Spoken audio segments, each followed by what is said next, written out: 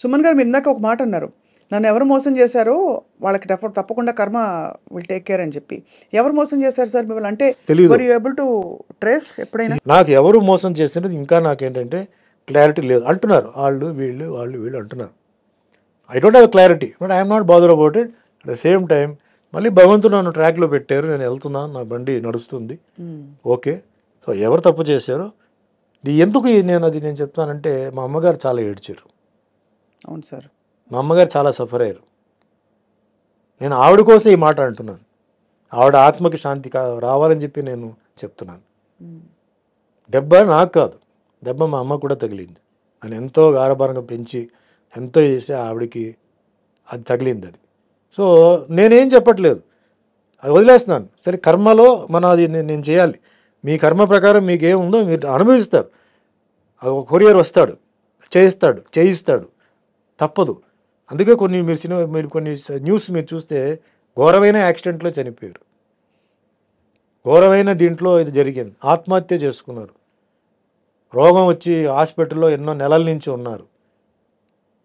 ఇవన్నీ కర్మ అండి. ఇది డబ్బు పవర్ అక్కడ ఏమి చేయడానికి లేదు. సో నేను దాన్నే నమ్ముతున్నాను. నేను ఎవరన్నా చెప్పాలంటే కూడా నేను భయపడతానండి. సుమన్ బోలాశంకరుడు ఏం కాదు, సుమన్ మంచివాడు. లోపల ఇంకో సుమన్ ఉన్నాడు, పిశాచి వాడు పడుకుని ఉంది లోపల. కానీ ఓ అమ్మాయి నేను ఎవరండి మిమ్మల్ని శిక్షించడానికి, మిమ్మల్ని తిట్టడానికి నేను ఎవరు? నాకు అర్హత లేదు. తప్పు చేసినప్పుడు నేను చెప్తాను, ఇది వద్దు, బాగాలేదు, చేయొద్దు. ఒకసారి రెండుసారి మూడోసారి నువ్వు వెళ్ళిపో అంటాను. మా స్టాఫ్ అందరూ వాళ్ళకి తెలుసు నా గురించి, అడగండి. ఎప్పుడైనా ఎన్నో తప్పులు వాళ్ళు చేస్తారు, మనుషులే కదా, ఎన్నో తప్పులు చేస్తారు. నేను చెప్తాను ఇలా చేయవద్దు అంటాను, చేయవద్దు అంటాను. దాని తర్వాత వాళ్ళు కరెక్ట్ అవుతారు. నేనెవరండి వాళ్ళని శిక్షించడానికి, కొట్టడానికి? నో, రాంగ్ అది. సో ఎవరైతే చేస్తారో ఆ శిక్ష అనుభవించి తీరాల్సిందే. అది సర్పదోషం అంటారు, దాన్ని ఏవేవో దోషం అంటారు. కానీ ఉండపళంగా ఒక అమాయకపు ఒక మధ్యతరగతి కుటుంబం నుంచి వచ్చి సినిమాలో ఇంట్రెస్ట్ కూడా మీరు ఎప్పుడు ఎక్స్ప్రెస్ చేయకుండా ఓవర్ నైట్ చక్కగా స్టార్డమ్ వచ్చి స్టార్ అయిపోయి సక్సెస్ చూసిన టైంలో ఒక పెద్ద బండరాయి వచ్చి మీ నెత్తి మీద పడి మీరు సొసైటల్గా అవమానాల పాలయ్యారు. మీ గురించి రకరకాల మాటలు అన్నారు. ఇంట్లో కుటుంబంలో ఇబ్బంది, అమ్మగారికి ఆవిడని చూడలేక మీకు మళ్ళీ ఇబ్బంది. ఎవరితో చెప్పాలి, సంజాయిషి చెప్పాలా, జనానికి చెప్పాలా, ఇవన్నీ ఉంటాయి కదా సార్. ఎలా హ్యాండిల్ చేసుకున్నారు మీరు అలా? భగవంతుడు నమ్ముకున్నాను. My conscience was clear. నేను జైల్లో ఉన్నప్పుడు కూడా మై కాన్షియన్స్ వాజ్ క్లియర్. ఏం జరుగుతుందో అది జరుగుతాయి. Who were your friends sir at that time? మీరు జైల్లో ఉన్నప్పుడు ఎవరు లేరండి. నన్ను డైలీ ఒక సెల్ మార్చేవారు, ఎందుకంటే ఫ్రెండ్షిప్ అవుతుందని చెప్పేసి మార్చేవారు. ఒకే సెల్లో డైలీ పెట్టరు. మొత్తం క్లోజ్ ప్రిజన్ ఉండేది, అక్కడ పెట్టారు. క్లోజ్ ప్రిజన్లో చాలామంది పెద్ద పెద్ద మర్డరర్స్ ఉండేవారు. అప్పుడు ఆటో శంకర్ని ఒకటి చాలా ఫేమస్, 7 మంది పెళ్ళాలని గోడలనే ప్లాస్టర్ చేసాడు, కింద సమాధి చేసాడు. వాళ్ళతో పాటు పెట్టారు సార్ మీరు? అంటే ఆ సెల్లో ఆ వార్డులో ఉన్నాడు. అతను పేరు మర్చిపోయాను. అతను 12 మంది ఫ్యామిలీ మెంబర్స్ని చంపేశాడు. వాడికి ఉరి వేశారు. అంటే క్లోజ్ ప్రిజన్ అది. క్లోజ్ ప్రిజన్ నుంచి మళ్ళీ నేను బయటకు, అప్పుడు మన కరుణానిధి గారు పొలిటికల్ ప్రిజనర్గా వస్తే సుమన్ ఎందుకు అక్కడ పెట్టారు, అతను మామూలు గుండాజ్ యాక్ట్ కదా, బయట తీయండి అని చెప్పి అప్పుడు నన్ను బయట తీసుకొచ్చేసి మామూలుగా డైలీ ఒక్కో సెల్లో మార్చారు.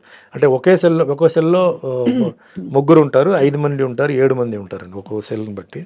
సో ఉంటే ఫ్రెండ్లీ అయిపోతాను, నేను ఏదైనా చేస్తానో లేకపోతే వాళ్ళు ఏదైనా నాకు చేస్తారేమో అని చెప్పి వాళ్ళు ఒక్కొక్క నైటే నన్ను బాగా చూసుకున్నారు సార్. కనీసం బ్రహ్మాండంగా చూసుకున్నారండి. ప్రాపర్ ఫుడ్, ఫెంటాస్టిక్ ఫుడ్ అండి. నాకు అసలు ఇది లేదు. అసలు మిగతా ఖైదీలు కూడా నన్ను బ్రహ్మాండంగా చూసుకున్నారు. నన్ను ఎక్కడ ఒక్క సెకండ్ కూడా నా మైండ్ ఎక్కడన్నా ఇది అవ్వకుండా బ్రహ్మాండంగా చూసుకున్నారు అనమాట. సో వాళ్ళ కథలు అన్నీ వినేటప్పుడు అంతా చాలా ఇంట్రెస్టింగ్గా అయినాయి. జైల్లో చేసిన ప్రతి ఒక్కరూ అంటే తప్పు చేసిన వాళ్ళు కాదండి.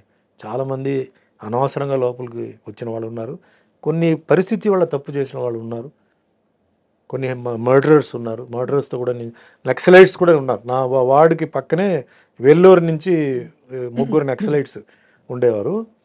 వాళ్ళు అంటే వాళ్ళది ఎట్లా ఉంటుందంటే డైరెక్ట్ యాక్సెస్ ఉండదు, బట్ వాళ్ళ నుంచి మాట్లాడుతుంటే మన యువతల సైడ్ వాళ్ళ నుంచి మనం మాట్లాడవచ్చు. అప్పుడు సుమన్తో మాట్లాడాలని చెప్తే పిలిస్తే వెళ్తే ఫుడ్ ఎలా ఉంది, మీకు దాల్ అదంతా ఎలా ఉంది అంటే బాగానే ఉంది. అంటే బాగానే ఉందంటే ఎట్లా అంటే లేదు బాగానే ఉంది అలా కాదు, దాల్ తిప్పేసి చేతులతో ఫింగర్తో తిప్పేసి కొంచెం దాల్ ఇలా అంటే ఫింగర్లో తీసి వాల్లో ఇలా వేయి, అది జారుతుందా అలా అంటుకుంటుందా చెప్పు నాకు అన్నాడు. అంటే నెక్స్ట్ డే వస్తే అలా చేశాను అలా నుంచుందండి జారలేదంటే ఇలాగే ఉండాలి దాల్ జారకూడదు, జారిందంటే నీళ్లు కలిపినట్టు దాంట్లో అని అట్లా అని వాళ్ళతో కూడా కొన్ని విషయాలు. ఎంత ఇంట్రెస్టింగ్ సార్ అది అంత అంత ఇది ఉండదు. అంటే మీకు ఖైదీలకి ఇల్ ట్రీట్మెంట్ జరగకూడదండి, వాళ్ళకి ఇంత ప్రోటీన్ కార్బోహైడ్రేట్ ఇదంతా ఉంది, లెక్క ఉంది, అది కరెక్ట్గా ఉండాలి. ఫుడ్లో కనుక తేడా వస్తే you can complaint, basic human rights violation. Yes you cannot be ill treated inside. అలాగే లోపలనే హాస్పిటల్ కూడా ఉంది, జైల్ హాస్పిటల్ కూడా ఉంది. బాగాలేకపోతే they have to take you to the hospital and get you treated. So you were there for almost 6 months అండి. 6 months. The day you came out, sir, I went on condition bail. October 2nd. October 1st I was released. Conditional bail కి వెళ్ళి Madurai, I was in Madurai. మధురైలో ఒక 4 months or 5 months ఉన్నాను. దాని తర్వాత I was brought to Chengalpet, border of Tamil Nadu city. అక్కడి నుంచి shooting మొదలైంది. డైలీ అప్ అండ్ డౌన్ చేయడం, అంటే సిటీ లోపల ఎంటర్ అవ్వకూడదు. సో బార్డర్లో ఏఎం స్టూడియో ఉండేది.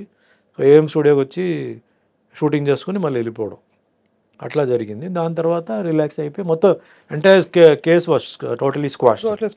వి రిమెంబర్ సార్ అంతా అది. కానీ ఆ 6 నెలలు మీ లైఫ్ లో మీరు కోల్పోయారు, బాధపడ్డారని ఒక ఇది తప్ప. 6 నెలలు చాలా బీభత్సమైన ఒక టైం అది. దాని తర్వాత 3 years కండిషన్ బెయిల్ పార్ట్గా రిలీజ్ అవ్వడం అట్లా. అమ్మగారు అప్పుడు when you came out, she was there, she was very she happy only కదా, received at me least very happy. relieved, more than happy. ఇంటికి వెళ్ళి చేశారు. జైలు నుంచి నేను బయటకు వచ్చినప్పుడు సుమలత వాళ్ళ ఫ్యామిలీ, వాళ్ళ మదర్ సిస్టర్ వచ్చి నన్ను జైలు దగ్గర రిసీవ్ చేశారు. మా ఇంటికి వచ్చాను, ఇంట్లో సుమలత గారు ఆవిడ మదర్ వచ్చి నన్ను కలిసి వెళ్ళారు. Next day morning Mohan Babu గారు వచ్చారు, ఒక దండ. అందుకే నాకు మోహన్ బాబు గారు అంటే అందరూ ఆయన కోపిస్టు అది అని చెప్పి ఏం చెప్పినా అంటే ఆయన character okay, golden heart. But ఆ ఒక్క విషయానికి నేను పాదాభివందనాలు చేస్తున్నాను. గేట్ దగ్గర వచ్చి నుంచున్నాడు. నేను ఎవరిని కలవడానికి ఇష్టం లేదని మా అమ్మగారు చెప్పారు, లేదు మోహన్ బాబు వచ్చున్నారు లోపల పిలువ అంటే, సరే గేట్ తీయని వచ్చి నాకు పూలదండ వేసి షిరిడి సాయిబాబా ఆశీర్వాదాలతో మళ్ళీ నువ్వు సినిమా ఇండస్ట్రీలో రావాలి సుమన్, మళ్ళీ నువ్వు వస్తావు, బాబా బ్లెస్సింగ్స్ ఉంది, డెఫినెట్గా నువ్వు వస్తావు, ఏం భయపడొద్దు, నీ సీట్ నీకే వస్తుంది చెప్పి అంటే ఒక ధైర్యం చెప్పేసి పాప వెళ్ళాడు. ఎందుకు రావాలి ఆ మనిషి, బట్ వచ్చారు పాప ఆయన. సో అందుకే నాకు ఆయన నా గురించి తిట్టకపోయినా ఏం చేసినా అంటే మనిషి అనే క్యారెక్టర్, అలాంటి క్యారెక్టర్ అది. కొంచెం ఓపెన్గా మాట్లాడతాడు, రఫ్ అండ్ టఫ్గా మాట్లాడతాడు. ఆ ఒక్క విషయానికి నేను ఐ అప్రిషియేట్, నాకు ఐ నెవర్ ఫర్గెట్ దట్. అట్లా కొందరు సినిమా ఇండస్ట్రీలో చెప్పారు, ఓపెన్గా వచ్చిన వాళ్ళు ఫోన్ చేయడం అవన్నీ చాలామంది చేశారు. ఓపెన్గా వచ్చిందంటే మేల్లో మోహన్ బాబు గారు అండ్ ఫీమేల్స్లో సుమలత. అది మరుసటి రోజు వెంటనే మధురైకి వెళ్ళిపోయాను నేను. సో అట్లాగే పెళ్ళికి కూడా మోహన్ బాబు గారు ఆయన మార్నింగ్ 5:15 5:30 పెళ్లి మండపానికి వచ్చి 2 చందనం గార్లెండ్స్ ఉన్నాయి, అది తీసుకొచ్చేసి ఇచ్చి, ఇది 2 మీ మెడలో ఉండాలి, నాకు ఫోటో పంపాలి, నాకు లాస్ట్ దాకా తిరగకూడదు, నేను ప్రచారానికి వెళ్తానని చెప్పేసి పాపం ఇచ్చి రాణి మేమే హాల్లో చెప్పేసి ఇచ్చి వెళ్ళారు అనమాట. సో ఆ మనిషిలో 2 ఇప్పుడు నేను ఎవరో అంటే పెద్ద ఇదేం కాదు, బట్ ఒక ఫ్రెండ్లీగా వచ్చారు కదా, అఫెక్షన్తో వచ్చారు. That's a great. అందుకే ఆయన గురించి ఎవరైనా ఏం చెప్పినా కూడా పూర్తిగా వింటాను, ఎందుకంటే ఆయన షార్ట్ టెంపర్డ్, బట్ ఆయన ఆర్గ్యుమెంట్కి ఒక పాయింట్ ఉంటుంది. అనవసరంగా ఆయన చేయడు, ఆయన అనవసరంగా గెలకూడదు, గెలికారంటే అయిపోతారు వాళ్ళు. సో మా అబ్జర్వ్ చేస్తాం, అందుకే నాకు ఆయన అంటే సెపరేట్ రెస్పెక్ట్. కష్టాల్లో ఉన్నప్పుడు ఎవరైతే మనం గుర్తించారో, ఎవరైతే చేశారో వాళ్ళని మనం లైఫ్ లాంగ్ మర్చిపోకూడదు, ఇప్పటికీ గుర్తుంచుకోవాలి కదా సార్. అదే మిగతా ఎంత పడ్డారు సార్ ఒక జీవితంలో, ఎన్ని ట్విస్ట్లు టర్న్స్ అన్ని. ట్విస్ట్ టర్న్ భయంకరమైన. సో మీరు అరేంజ్ మ్యారేజ్ కదా సార్? అరేంజ్ నరసరాజు గారి నైబర్స్ అండి చెన్నైలో. సో నేను బెయిల్ టైం అయిపోయింది, ఇంకా కొంచెం నడుస్తుంది. అప్పుడు నరసరాజు గారు డాటర్ కవిత గారు వచ్చి, సినిమా చేస్తున్నాను, నాకు డేట్స్ కావాలి, చేయాలి నాకు అంటే కొంచెం ఆవిడకి రిలీజ్ అవుతుందనే విషయం కొంచెం తెలిసింది ఆవిడకి ఏదో సమ్ సర్కిల్ ద్వారా. సరే ముందు నేను రిలీజ్ అవ్వాలి కదండి, అయిన తర్వాత చూద్దామని చెప్పి, తర్వాత 2-3 months తర్వాత రిలీజ్ అయింది. దాని తర్వాత చేద్దామని చెప్తే ఫైనల్గా ఆవిడ సినిమా కుదరలా. డైరెక్టర్స్, ఈ సినిమా వచ్చింది మరి అప్పుడు మధ్యలో, పెళ్లి సినిమా. రియల్ లైఫ్ పెళ్లి Real life సందడి సినిమా. ఇది వచ్చింది.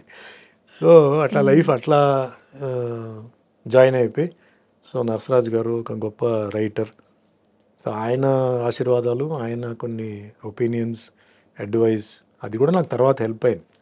ఏదో మనం యాక్టర్ అయిపోయాము మాకు అన్నీ తెలుసు అని కాకుండా, ఎందుకంటే ఆయన ఎన్టీఆర్ గారి గురించి, నాగేశ్వరరావు గారి గురించి, కృష్ణ గారి గురించి, కృష్ణరాజు గురించి సోహన్ చెప్పేవారు. సో ఒక్కొక్కరు వాళ్ళ క్యారెక్టర్స్ ఏంటి, హౌ దే సస్టైన్ ఇండస్ట్రీలో.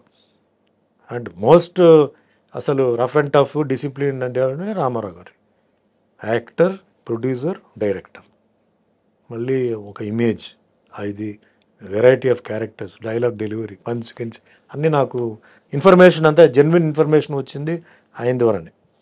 సో నాగేశ్వరరావు గారి గురించి,